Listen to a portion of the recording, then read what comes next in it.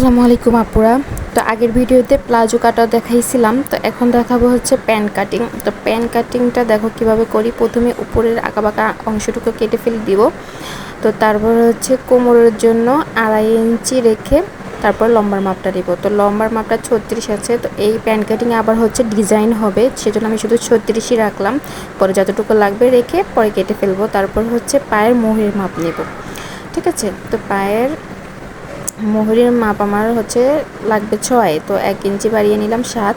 তো এই দেখো 7 নেওয়ার পর আরও 1 ইঞ্চিতে দাগ দিয়ে নিলাম। তো এখন হচ্ছে কোমরের মাপ নিয়ে নিব। তো কোমর আছে হচ্ছে 44, 44-এর 4 ভাগের 1 ভাগ হচ্ছে 11। তো 11 চাইতে আর 1 ইঞ্চি নিয়ে নিলাম হচ্ছে 12, মানে 1 ইঞ্চি হচ্ছে সেলাইয়ের জন্য। আর লম্বা হচ্ছে 17 নেব। তো এইভাবে একটা শেপ দিয়ে দিব, আর নিচের দিকেও একটা শেপ দিয়ে দিলাম। তোমরা চাইলে শেপ কাট দিয়েও করে নিতে পারো, কিন্তু আমার শেপ কাট লাগে না। তো এখন এই দেখো কেটে নিব। তো যখন এটার একটা ডিজাইন দিব, ডিজাইনটাও তোমাদের সাথে শেয়ার করব।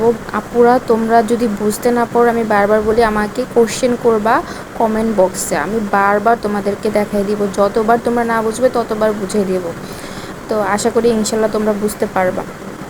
এই দেখো কাটা হয়ে গেছে। এখন এই যে মাঝখানে একটা কাটমার্ক দিয়ে দিব। তো সেলাইয়ের সময় আরও ভালোভাবে বুঝিয়ে দিব। তো আপুরা সুস্থ থেকো, ভালো থেকো, আল্লাহ হাফেজ।